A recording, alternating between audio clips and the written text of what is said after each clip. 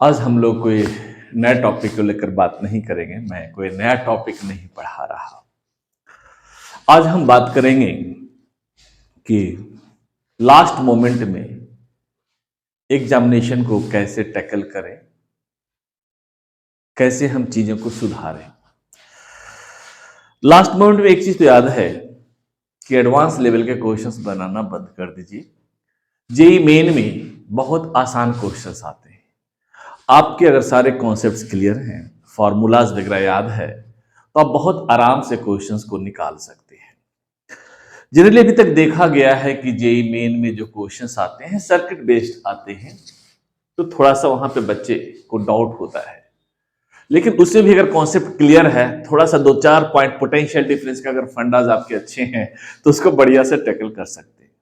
जो सबसे tough questions माने जाते हैं और बाकी इक्विवेलेंट रेजिस्टेंस तक आ जाता है ना। कोई कंडक्टर के 2 पॉइंट के बीच या कोई सिस्टम दिया हो, इस पे इक्विवेलेंट रेजिस्टेंस निकालिए, सिंपल सेल्स के थ्रू करें। बहुत आसान क्वेश्चंस भी आते हैं।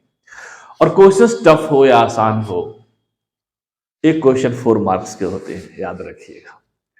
तो पहले तो छोटे क्वेश्चंस ना छूटे, इसके लिए सबसे बड़ी चीज है कि थोड़ी जो चीज आप जानते हैं उसी को थोड़ा सा क्लीनली आप देख लीजिए कि हम मिस्टेक्स कहां करते हैं, हमारे जो बेसिक फंडामेंटल्स हैं कहां हम लूज कर जाते हैं। और इसमें कुछ रखा हो नहीं। जेई मेन बहुत आसान एग्जामिनेशन है एडवांस के रेस्पेक्ट में। इसमें इंफॉर्मेशन ज्यादा होना चाहिए, और जो चीज आपको आता है वो क्लीन होना चाहिए। भले 1-2 टॉपिक आपको नहीं आए, छोड़ दीजिए, लीव दैट। लेकिन जो आता है वो आप अच्छा करके जाए, ठीक है ना। कॉम्पिटिशन्स का पहला फंडा है, जो अच्छा है उसको अच्छा बनाइए, जो खराब है उसे खराब रहने दीजिए। अगर आपने सब टॉपिक पे बहुत अच्छा वर्क नहीं किया है, तो कुछ टॉपिक को छोड़ सकते हैं। गेटिंग इट ना। क्योंकि अगर एक क्वेश्चन आप लूज करते हैं तो 5 मार्क्स लूज करते हैं। और एक एक नंबर पे अप्रोक्सीमेटली अगर एवरेज तो बढ़ता है, सीरीज से ऊपर से जाते हैं तो एक नंबर पे 10,000 का डिफरेंस आता है, नीचे से जाते हैं तो आपको एक नंबर पे हो सकता है कि 1,000 रैंक आप नीचे जाएं। तो वैरी करता है। एवरेज भी अगर माने तो अगर एक नंबर कम ला रहे हैं, मींस आप 1,000 बच्चे से नीचे जा रहे हैं। एक क्वेश्चन सही है, मींस 4 नंबर आप ले रहे हैं, मींस 4,000 बच्चों से ऊपर रैंक होगी एवरेज। बाकी वेरिएशन में बहुत ज्यादा डिफरेंस है। बहुत होता है कि एक क्वेश्चन में 20,000 रैंक तक आगे पीछे हो जाता है, उस पर हम बाद में डिस्कस करेंगे। और दूसरी चीज, सपोज 2.5 लाख। एक चीज बहुत इंपॉर्टेंट चीज आपको मैं बताना चाह रहा हूं। सपोज 2.5 लाख बच्चों का सिलेक्शन होता है मेन में। और सपोज, आराम से सुनिएगा जरा, वंस अगेन, सपोज 2.5 लाख बच्चे का सिलेक्शन होता है जेई मेन में, और सपोज कट ऑफ जाता है 91 पे, सपोज क्लोज हो गया, कट ऑफ हो गया, जो एडवांस के लिए एग्जाम देंगे। और आप लाते हैं 93 परसेंटाइल, 91 परसेंटाइल पे कट ऑफ हो गया, आप लाए 93 परसेंटाइल, तो जानते हैं आपकी रैंक कितनी होगी? अगर 2.5 लाख बच्चे में सिलेक्शन, 2.5 लाख बच्चे का सिलेक्शन हुआ है जेई मेन में एडवांस के लिए, और कट ऑफ है 91 परसेंटाइल, और आप लाए 93 परसेंटाइल, तो आपका लगभग 80,000 रैंक के आसपास होगा, राइट। और 250 में से 80 माइनस कर दीजिए तो 1,80,000 स्टूडेंट्स 93 आपके पीछे है, ठीक है। तो मींस 91 में कट ऑफ है, देखिए कितना बड़ा डिफरेंस है। 91 में कट ऑफ है, आपने लाया 93 परसेंटाइल, और आपकी रैंक है 80,000 या उसी के आसपास, तो आपके नीचे सारे बच्चे। मींस ये 2 परसेंटाइल के भीड़ में, 2 परसेंटाइल में ही सबसे ज्यादा भीड़ होता है, ठीक है। जिसको एनआईटी के बाकी ब्रांचेज या जीएफटीआई भी कुछ बहुत अच्छे हैं, वहां एडमिशन लेते हैं लोग, या बहुत लोग ड्रॉप करते हैं बेटर करने के लिए। अपनी अपनी सोच है, उस पर मैं ज्यादा नहीं जाना चाहता। बस यही कह रहा हूं कि ये बिल्कुल माइंड गेम है। माइंड को बिल्कुल स्थिर रखिए, भरपेट सोइए, भरपेट पढ़िए और भरपेट बढ़िया खाना खाइए। टेंशन लास्ट मोमेंट में नहीं लेने का। ये आसान गेम है, बहुत बड़ा गेम नहीं है, बहुत बड़ी चैलेंज नहीं है। तो थोड़ा सा अगर हल्का मिस्टेक्स को सुधार लेते हैं तो आप बहुत अच्छा कर सकते हैं इसमें, ठीक है ना। आज मैं करंट इलेक्ट्रिसिटी को लेकर डिस्कस कर रहा हूँ। 12th का बहुत फेवरेट टॉपिक है, इसे क्वेश्चंस आता ही हैं, एक आध बार नहीं, कोई पेपर में नहीं भी आए हैं, लेकिन आए तो जनरली तो स्किल्ड बेस्ड क्वेश्चंस हैं, सर्किट बेस्ड हैं, जो आसान वो भी होते हैं, या तो फिर आपके नॉर्मल बहुत ही आसान क्वेश्चंस आते हैं। नेक्स्ट हम इसी पे एक और डिस्कशन लेंगे और उसमें हम डिस्कस करें कुछ 11th का पार्ट का जो क्वेश्चंस आए हुए हैं जेईई में। ठीक है ना? वैसे एक दो सीरीज शायद इसको मैं बताऊं आपको, तो हर में थोड़ा थोड़ा बताते चलूंगा कैसे अप्रोच करें। अभी आज की सीरीज में ही बता रहा हूं कि आप थोड़ा सा मिस्टेक्स को कैसे चेक कर सकते हैं। ठीक है ना? जो अक्सर कर देते हैं बच्चे, और करना भी चाहिए, हम भी किए थे। मैं भी IIT जेईई क्वालिफाई किया था 91 में, तो हमने भी बहुत गलतियां की थी। बाय द वे आप भी गलती करेंगे, लेकिन कम कीजिए, कंपटीशन अब बहुत ज्यादा है, मेरा जमाना नहीं है। मेरे जमाने में 2300 बच्चे, 2300 के आसपास सीट था, 2300 समथिंग। अब तो नंबर ऑफ सीट से बहुत ज्यादा है, लेकिन IIT NIT। हमारे जमाने में NIT नहीं होते थे, बाकी स्टेट से एग्जाम लिया करते थे। खैर जो भी हो, हम लोग कुछ क्वेश्चंस डिस्कस करते हैं करंट इलेक्ट्रिसिटी। ठीक है? जो पिछले साल आए हैं, कुछ मॉर्निंग से मैं क्वेश्चन उठाया हूं, कुछ इवनिंग से और कुछ मॉर्निंग से। आप देख सकते हैं, ऐसा कुछ नहीं, क्वेश्चन कहीं भी कुछ भी आ सकता है। बहुत लोग तुक्का मारते हैं कि इवनिंग में टफ या आसान होता है, मॉर्निंग में ऐसा कुछ नहीं है, कभी भी कुछ आ सकता है। चलिए, एक क्वेश्चन कहता है, फर्स्ट क्वेश्चन कहता है जो 1 फरवरी को आया था इवनिंग में, एक कहता है equivalent resistance between the adjacent corners of regular inside polygon. कोई पॉलीगन है आपके पास, सपोज यही कोई पॉलीगन है, इन साइड्स के polygons, in polygons of uniform wire of resistance R. कोई वायर था जिसका रेजिस्टेंस आपके पास आर था, गेटिंग इट ना? उसका पॉलीगन बना दिए, तो कहता है adjacent corners equivalent resistance between adjacent, कोई भी एडजेसेंट कॉर्नर्स ले लीजिए ए और ए, इसके बीच इक्विवेलेंट रेजिस्टेंस क्या होगा। तो ये तो पता है कि पूरा वायर का रेजिस्टेंस R है, तो हर पार्ट का रेजिस्टेंस कितना होगा? R by N, R by N, R by N, R by N and so on, R by N, R by N। Getting it ना? ये हो गया। ये आसान सा क्वेश्चन है, लेकिन इसमें भी कुछ बच्चे गलत करके आते, मेरे ये स्टूडेंट्स 6-7 गलत करके आ गए थे, इसे मैंने डांट लगाई थी। खैर जो भी है, तो ये बाकी सबके R by N है।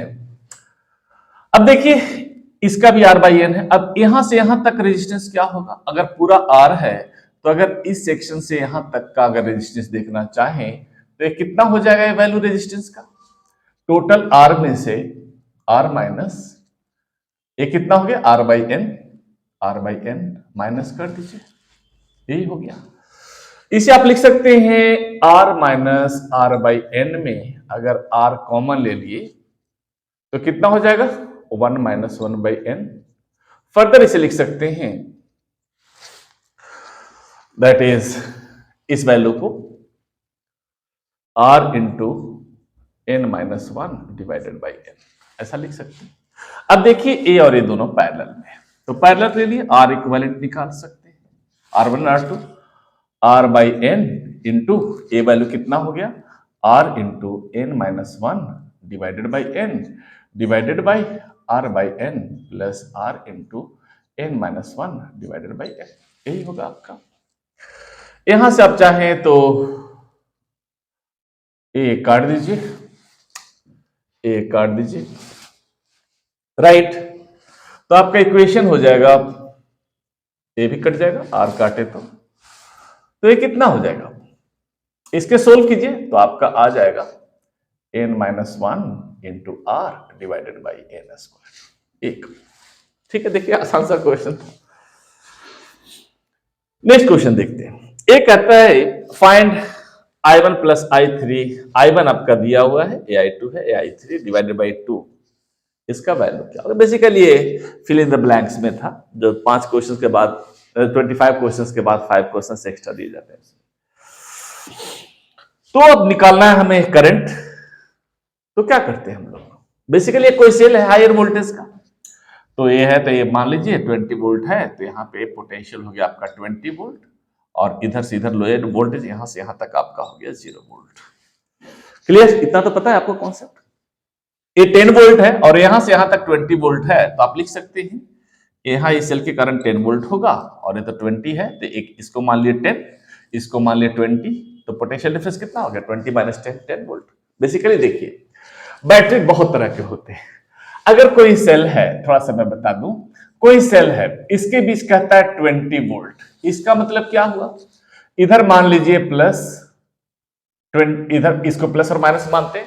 माइनस का मतलब ऐसा नहीं कि निगेटिव पोटेंशियल ही हो, ऐसा नहीं। माइनस का मतलब होता है lower potential, plus means higher potential. बहुत मिसकंसेप्शन है कि इधर पॉजिटिव है तो उधर निगेटिव, ऐसा कुछ नहीं है। Minus represents cell is at lower potential and plus represents it is at higher potential. Minus का मतलब माइनस नहीं होता। जैसे इसके भी सपोज 20 वोल्ट है, तो इसको ऐसा भी लिख सकते हैं, इस प्लस को मान ले हम 20 और माइनस को मान ले 0, तो again 20 minus 0 will get 20 volt, right. ऐसा भी मान सकते हैं, ये हो गया प्लस को मान लिए हम 10, सॉरी इसको हम मान लिए प्लस 10, ए प्लस 20 था और 0 था, ए प्लस 10 और इसको मान लिए हम minus 10, again will get plus 10 minus minus 10, again will get 20 volt. ऐसा भी हो सकता है, इसको मान लिए प्लस 30 वोल्ट और इसको मान लिए plus 20 volt, again will get potential difference 20 volt. Clear ना? तो फंडा क्लियर रखिएगा कि ये प्लस 20 है, मींस ए जो लोअर पोटेंशियल 0 भी हो सकता है, माइनस 10 भी हो सकता है। अगर 30 सॉरी 10 ले लीजिए, सॉरी 10, तो 30 माइनस 10 दैट इज 20 वोल्ट, ऐसा भी हो सकता है। गेटिंग इट ना? तो पोटेंशियल डिफरेंस का मतलब फंडा क्लियर रखिए। तो खैर यहां से कहता है कि 20 वोल्ट हम एक का मान लिया हायर पोटेंशियल, तो यहां से यहां तक 0 हो गया। 20 वोल्ट पे है तो 10 वोल्ट का था, तो यहां 10 वोल्ट मान ली, देख लिया 20 माइनस 10, 10 वोल्ट आ गया। अब निकालना आसान है, ए दोनों I1 और ए R1 और R2 अगर मान ले 10 ओम 10 दोनों पैरेलल में है इसके साथ, तो कह सकते हैं I1 is equal to V potential difference 20 minus 10 divided by 10, that is your 1 ampere. वही आपका I2 भी होगा, राइट। और I3 के लिए निकालना चाहें तो I3 आपका कितना आएगा, 10 वोल्ट पे है, 0 वोल्ट पे है, so 10 minus 0 divided by 10, that is again 1 ampere. आपको निकालना था I1 plus I3 by 2, so I1 is 1 plus 1 divided by 2, that is equal to कितना हो गया 1 ampere. So I3 is 1 ampere. आसान क्वेश्चन था, ठीक है ना। नेक्स्ट क्वेश्चन देखते हैं। ये भी आया था 31 जनवरी को जेईई मेन में, इवनिंग में शिफ्ट में। कहता है बी और डी के बीच पोटेंशियल डिफरेंस निकालिए। इसे आप पॉइंट पोटेंशियल मेथड से बना सकते हैं, लेकिन जहां इस टाइप का सर्किट हो जनरल फॉर्मूला बेस से आप भी निकाल सकते हैं। इतना तो पता ही है, इन स्टेडी स्टेट में कुछ कैपेसिटर्स लगे हुए हैं। स्टेडी स्टेट्स में कैपेसिटर्स आर फुली चार्ज्ड। जब कैपेसिटर फुली चार्ज हो जाता है तो करंट विल बी 0, उसमें करंट नहीं पास करता। तो सपोज कोई सेल है, यहां से करंट आई जा रहा है, सपोज इधर गया आपका I1, इधर गया आपका I2। यहां से करंट ऐसे जाएगा, एक कैपेसिटर, इसके थ्रू करंट नहीं जाएगा, यहां भी कैपेसिटर लगा, करंट नहीं जाएगा। यहां से जाएगा I1 और ऐसे करंट पास करेगा, फिर यहां से करंट ए ऐसे जाएगा, ऐसे करंट पास करेगा। ये हो गया आपका सर्किट। अब कहता है बी और डी के बीच पोटेंशियल डिफरेंस। ये पॉइंट पोटेंशियल आप ऐसे निकाल सकते हैं इसको, और जो आगे बताऊंगा इसमें पॉइंट पोटेंशियल मेथड या इस तरीके से भी निकाल सकते हैं। मैं नॉर्मल तरीके से बता देता हूं। इस टाइप के क्वेश्चन जहां हो ना, आराम से बनाइए, कुछ नहीं है। सबसे पहले मेन करंट, सर्किट में कुछ भी निकालना हो सबसे पहले आप मेन करंट निकालिए, गेटिंग इट ना। उसके बाद अपने आप डेटा मिल जाएगा। तो यहां से मेन करंट अगर निकालना चाहते हैं तो I equal to V upon R, 6 upon equivalent resistance कितना होगा, ये है आपका 1, ये सारा वेस्ट हो गया, इधर करंट नहीं जा रहा तो रेजिस्टेंस सारे बेकार हो गए। 1 और 2 ये हो गया 3 ओम, और ये 10 और 2 दैट इज 12 ओम, ये दोनों पैरेलल में है। तो नेट रेजिस्टेंस कितना हो गया, नेट रेजिस्टेंस अगर निकालें तो 2 plus 1 3 into 12 divided by 3 plus 12, right, that is 36 divided by 15, right. अब इसे अगर निकालना चाहें 3 से तो 5 आएगा, 3 से तो कितना आएगा 12, सो 12 बाई 5 आएगा। सो दिस इंटू 5 ऊपर चला जाएगा, नीचे आएगा आपका 12, that is your 2, that is your 5 by 2 ampere. ये आ गया मेन करंट। इधर गया I1, तो I1 को लिख सकते हैं I1 is equal to IR2 divided by R1 plus R2, ऐसा आ गया। अब R1 प्लस R2 आ गया। R1 और R2 तो आपको पता ही है, तो I कितना है 5/2 इंटू R2, इसमें निकालना है तो इसका रेजिस्टेंस लेंगे, that is 10 divided by R1 plus R2, that is your 2 + 1 3 and that is 12। कितना हो गया आपका 15, राइट। अब इसे काट सकते हैं आप, तो ये कितना आ जाएगा 2 से, तो ये 5 हो गया आपका, ये हो गया 3, दैट इज योर 5/3 एम्पियर। आप चाहे तो आई में से इसको वैल्यू आप माइनस कर दें तो आप निकाल सकते हैं वहां से। सो 5/3 एम्पियर इज द करंट। 5/3 में सही कर रहा हूं ना, मैं गड़बड़ बहुत करता हूं। आई इज 5/2, IR2 सॉरी गड़बड़ कर ही दिया मैं 10 ले लिया मैं, मेरे साथ प्रॉब्लम हो जाती है जल्दी में। I is given 5/2 into R2, यहां से यहां तक रेजिस्टेंस पूरा, that is your 12 divided by 12 plus 3 15. Now this is your 6, right, and this is your 3, so that is your 2 ampere. I1 is 2 ampere. I2 is equal to कितना हो जाएगा, I आपका कितना है 5/2 into R2 2 plus 1 3 divided by that is your 15, 12 plus 3 15. So this becomes a 3 times और 3 से काट सकते हैं आप, that is your 1/2. So 2 plus 1/2 becomes 5/2. तो आपका यहां से करंट जाएगा I1, that is your 2 ampere, I2 is ½ ampere. तो इसके बीच पोटेंशियल डिफरेंस निकाल सकते हैं। अब यहां से अगर पोटेंशियल डिफरेंस निकालना चाहें तो यहां देखिए, यहां से यहां तक potential difference between A and B, I into R. I कितना था आपका, I1 था 2 इंटू आर कितना है आपका 2, दैट इज योर 4 वोल्ट। और यहां दिया हुआ है 6 वोल्ट, 6 वोल्ट को मतलब 6A, और यहां आ गया 0 वोल्ट, यहां 6 वोल्ट हो गया इस टर्मिनल पे और इस टर्मिनल पे हो गया 0 वोल्ट। तो एक 6 वोल्ट है, यहां कितना हो गया आपका पोटेंशियल डिफरेंस है 4 वोल्ट, यहां 6 वोल्ट है, this means current higher to lower, यहां पे आपका 2 वोल्ट होगा, तभी होगा 6 - 2 दैट इज 4 वोल्ट, 2 वोल्ट। वैसे यहां I2 के लिए अगर निकालें तो potential difference between A and D is equal to I2 कितना है half into R is 10, that is your 5 volt, और ए दिया आपका 6 वोल्ट, और यहां से यहां के बीच पोटेंशियल डिफरेंस है 5 वोल्ट, मींस यहां आपका कितना हो गया 1 volt, right. So potential difference between V and D, so यहां लिख देते हैं हम potential difference between B and D that is equal to 2 - 1 that is your 1 volt. This is the answer. ये भी फिल इन द ब्लैंक्स में था, ये नॉर्मल तरीके से करें, बहुत सारे बच्चे नॉर्मल तरीके से करें तो मैं वैसे करके दिखाया, बाकी इस मेथड से भी आप कर सकते हैं, डायरेक्ट आसानी से निकल जाएगा, लेकिन कुछ बच्चों की आदत होती है इससे, तो इसलिए मैं करके दिखा दिया, ठीक है। नेक्स्ट क्वेश्चन कहता है two identical cells when connected either in parallel or in series gives same current in an external resistance 5 ohm. Find the internal resistance of each cell. हर सेल का इंटरनल रेजिस्टेंस निकालना है। कहता है two identical sales है, एक cell A है, एक सेल A है, both are connected in series, same current, suppose कोई वोल्टेज से दिया, सॉरी एक्सटर्नल रेजिस्टेंस कहता है, एक कहता है एक्सटर्नल रेजिस्टेंस 5 ओम दिया हुआ है, ये 5 ओम का कोई एक्सटर्नल रेजिस्टेंस है। तो कहता है two identical cells when connected either in parallel और in series same current gives same current in an external resistance of 5 ohm. 5 ohm के थ्रू सेम करंट देता है आई, यहां भी अगर दोनों को हम पैरेलल में कनेक्ट कर दे दोनों को अगर रेजिस्टेंस के साथ हम पैरेलल में कनेक्ट कर देते हैं, यही 5 ओम का है, तो ये में करंट इतना ही आता है। तो find the internal resistance of each cell, दोनों सेल का इंटरनल रेजिस्टेंस क्या होगा, ये हमें निकालना है। आपका इसमें कितना होगा करंट, दोनों का इतना है, तो I इज इक्वल टू कितना हो गया नेट ईएमएफ, सपोज इसका ईएमएफ E है, internal resistance R, EMF E है, internal resistance R, EMF E R, EMF E and R। तो I is equal to net EMF, same direction में है, series में है, तो twice E upon R plus R, 5 plus R, ऐसा ही होगा। आर कितना हो जाएगा आपका 5 ओम है, तो नेट रेजिस्टेंस कितना हो जाएगा इस केस में 2R, दोनों सीरीज में, net EMF upon net resistance.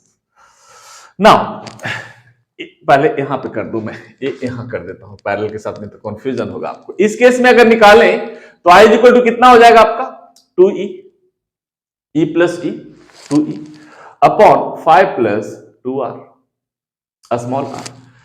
इस केस में अगर निकालना चाहें तो I is equal to, parallel में आप जानते हैं पोटेंशियल डिफरेंस सेम होगा, ईएमएफ सेम होगा, E अपॉन कितना हो जाएगा 5 प्लस R/2।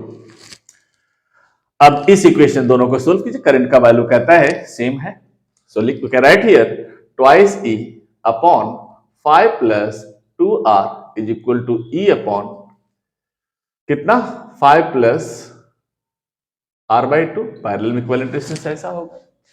इसको सोल्व कीजिए तो R का कुछ वैल्यू आएगा, that will be the answer, कर लीजिएगा उसे, ठीक है। मैं बहुत गड़बड़ करता हूं इसमें, खैर नेक्स्ट क्वेश्चन, और टाइम भी बर्बाद होगा।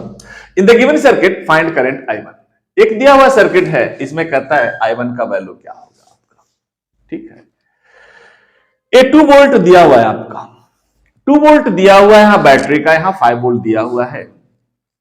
सपोज एक्सेल को मान ले, यहां से भी ले सकते हैं, लेकिन यहां से कॉम्प्लेक्स होगा। एक और सिस्टम है सर्किट में, पोटेंशियल मेथड से जब भी करना चाहते हैं, जहां कोई एक्सटर्नल रेजिस्टेंस ना हो, सिर्फ बैटरी लगा हुआ हो, सेल लगा हुआ हो, वहां से सर्किट शुरू कीजिए, कंसीडर कीजिए सर्किट, मेन सर्किट उसी को मानिए आप, ठीक है ना। आसान होगी, आप अदरवाइज आप जैसे चाहे कर सकते हैं। आप लोग की आदत है कॉम्प्लेक्स तरह से बनाने की, कोचिंग इंस्टीट्यूशन से तो बहुत सारा इरेलेवेंट चीज की जाती है, आप लोग फॉलो करते हैं, खैर जो भी है, बाय द वे जैसे आपको अच्छा लगे। ये 2 वोल्ट है, इसका मतलब यहां से यहां तक आपका 2 वोल्ट हो गया, 2 वोल्ट है, ये सारा पोटेंशियल 2 वोल्ट पे होगा। इसको मान लीजिए आप 0 वोल्ट, यहां से यहां तक आपका 0 वोल्ट हो गया, ठीक है। अब यहां पे कुछ जंक्शंस हैं, एक जंक्शन आपका ए है, एक जंक्शन ए है, एक जंक्शन ए है, एक जंक्शन यहां भी है, लेकिन यहां पे करंट ऐसा आ रहा है, यहां से भी निकाल सकते हैं, जैसे कोई भी मान सकते हैं। सपोज आप मान लीजिए ये कोई x है पोटेंशियल, इस पॉइंट पे पोटेंशियल y है, मान लीजिए x is greater than y, किसी को किधर भी मान सकते हैं, डायरेक्शन अपने आप करंट का आसान, इसको y को भी ज्यादा मान लीजिए, कोई फर्क नहीं पड़ता उससे, ठीक है ना। तो अगर यहां एट पॉइंट ए सपोज मान ले हम m, ए पॉइंट मान ले हम n, तो at point m, at point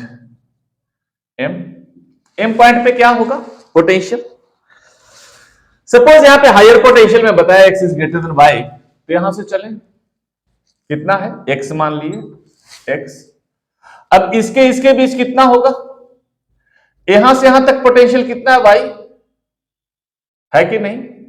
तो यहां से यहां आएंगे तो यहां पे पोटेंशियल कितना हो गया y, लोअर से हायर पोटेंशियल ऐड होगा, सो y प्लस 5 यहां पे हो गया, तो x माइनस y प्लस 5 ऐसा लिख सकते हैं, डिवाइडेड बाई 1, इतना ना, वही है basically I1 plus I2 plus I3 is equal to 0, algebraic sum of current meeting at a point, that is junction law.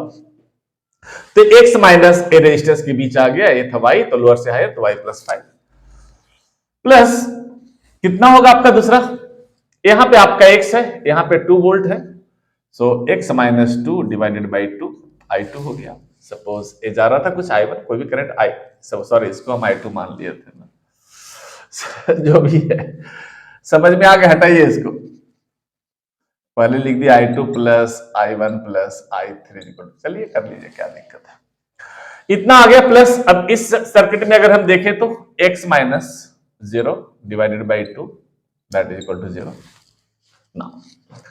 अब दूसरा पॉइंट हम कंसीडर करते हैं n, so at point n, अगर n पे आप देखें तो ऐसे ही I1 plus I2 plus I3 is equal to 0, इस पॉइंट पे हम मान लें तो कितना होगा, ये y है, तो यहां से आया तो कितना होगा y प्लस x, राइट, तो यहां हो गया आपका y प्लस x माइनस यहां से यहां के बीच ये हायर पोटेंशियल है, यहां आपका था कितना लोअर था आपका, लोअर से हायर पोटेंशियल का पोटेंशियल डिफरेंस कितना हो गया, यहां पे y प्लस x हो गया, तो इसके बीच पोटेंशियल डिफरेंस कितना हो गया y plus x minus x divided by 1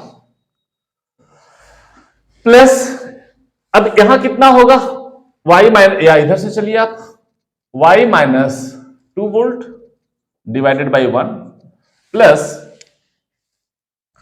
y minus 0 volt divided by 1 that is equal to 0। ये दोनों आपका आ गया। अब इस केस में लेकर चले तो सोल्व करेंगे तो कितना आना चाहिए, जहां तक हमें याद है सोल्व करेंगे तो आप कर लीजिएगा, लेकिन शायद हमें याद है कि x इज इक्वल टू, देख लीजिए गड़बड़ हो सकता है भैया, 3 वोल्ट नहीं, गड़बड़ एक क्वेश्चन नहीं होगा। हाँ, x इक्वल टू 3 वोल्ट आता है, y इज इक्वल टू 0 आता है। सोल्व कर लीजिएगा, स्पेस मेरे पास है भी नहीं, राइट। तो x इज इक्वल टू आपका आ जाता है 3 वोल्ट और y इज इक्वल टू 0। ठीक है, x यहां पे आ गया आपका 3 वोल्ट, यहां पे है 0 वोल्ट। हाँ नहीं, बिल्कुल सही आएगा, क्योंकि मैं बता रहा हूं इस क्वेश्चन में, इस एक क्वेश्चन में बेसिकली एनटीए ने गलत आंसर भेजा था। ठीक है, तो एक सही है, ये सही है।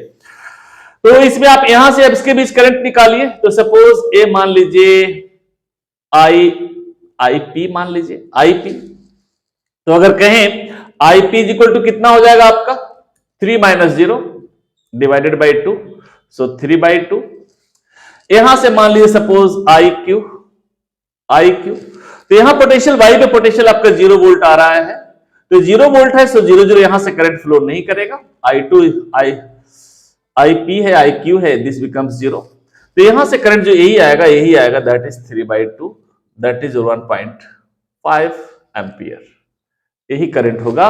उसने एनटीए ने रिलीज किया था इसका आंसर 2 एम्पियर, जो कि गलत था मेरे ख्याल से। बाकी हो सकता है डायरेक्शन ऑफ करंट कुछ हो, मेरे क्वेश्चन रेज नहीं कर रहा, लेकिन ऐसा कुछ था इसके इस क्वेश्चन के साथ। खैर, नेक्स्ट क्वेश्चन देखते हैं। ये भी आया है, बहुत ही आसान क्वेश्चन, ये दोनों बहुत आसान क्वेश्चन। मैं बोला था ना कि आसान भी आते हैं, टफ भी आते हैं, आप भी कर सकते हैं बस गेम खेलते खेलते। तो कहता है in the given circuit find equivalent resistance between A and B, A और बी के बीच निकालने कहता है। सपोज ए कोई सेल लगा हुआ, जानते हैं तरीका निकालने के लिए, करंट फ्लो होगा ऐसे, यहां से करंट ऐसे जाएगा, कुछ करंट ऐसे आएगा, कुछ करंट ऐसे आएगा। यहां से करंट आया तो कुछ करंट इधर जाएगा, कुछ करंट इधर आया। यहां से क्या वायर लगा हुआ है, तो सारा करंट इधर से चला जाएगा, इधर current will be 0, means A short circuit हो गया। दिस मींस यहां से करंट ऐसे पास करेगा, इससे करंट पास नहीं करेगा। तो ये 2 और 2 कितना हो गया, पैरेलल में 1, 1 और 3 सीरीज में 4, 4 और 6 तो आएगा आपका 10 ओम रेजिस्टेंस। तो ऐसे ही हो गया। ठीक है, नेक्स्ट क्वेश्चन कहता है find the value of I4 and I5। अब I4 और I5 ही मैं नहीं दिया हूं इसमें, लेकिन मुझे मालूम है ये है आपका I4 और ये है आपका I5। ठीक है, I4 और I5 का वैल्यू निकालना है। खैर, अब मैं बताया सर्किट में कुछ भी निकालने कहे, first we have to calculate the value of current. सबसे पहले ब्लाइंडली करंट निकालिए। आसानी से, बहुत आसान क्वेश्चन आप लोग क्यों ये तो नहीं बताऊं, लेकिन मैं बता देता हूं कि कुछ बच्चों को लगा कि हाँ छोड़ दिए, है आसान क्वेश्चन। तो यहां से पहले मेन करंट निकालते हैं I। So I is equal to net कितना हो गया 24 वोल्ट दिया हुआ है। नेट रेजिस्टेंस कितना हो गया, 2 और 2 बन गया 1, 20 और 5 कितना हो जाएगा 20 इंटू 5, 100 अपॉन 25 दैट इज 4 ओम। ये हो जाएगा 4 ओम, 1 ओम। सो 1 ओम, 2 ओम, 3 ओम, 3 to 5, 5 4 9, 9 3 12। चेक कर लीजिएगा, that is your 2 ampere current आ रहा है। 2 एम्पियर करंट यहां से जाएगा, I इज 2 एम्पियर। सही है ना, होगा तो चेक कर लीजिए, वो टफ क्वेश्चन नहीं है। तो यहां से भी आएगा 2 एम्पियर, यहां से भी जाएगा 2 एम्पियर। यही सपोज I था आपका 2 एम्पियर, 2 एम्पियर सपोज I था, तो आप वैसे निकाल लीजिए I4, I2 is equal to IR1 या I1, I4 is equal to I into 5 कर लीजिए डायरेक्ट।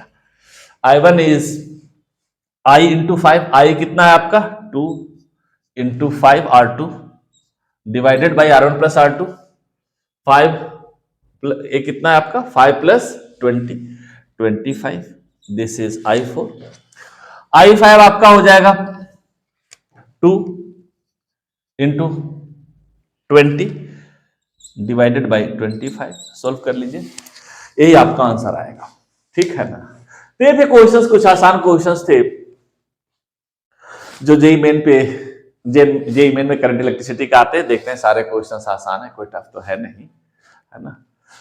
फिर आगे नेक्स्ट में हम लोग कुछ और 11th का नेक्स्ट मैं दूंगा, तो 11th का डिस्कस करूंगा थोड़ा सा कुछ क्वेश्चंस को। ठीक है ना, लेकिन याद रखिए मिस्टेक्स को थोड़ा सा वो कीजिए। चलिए, ओके देन।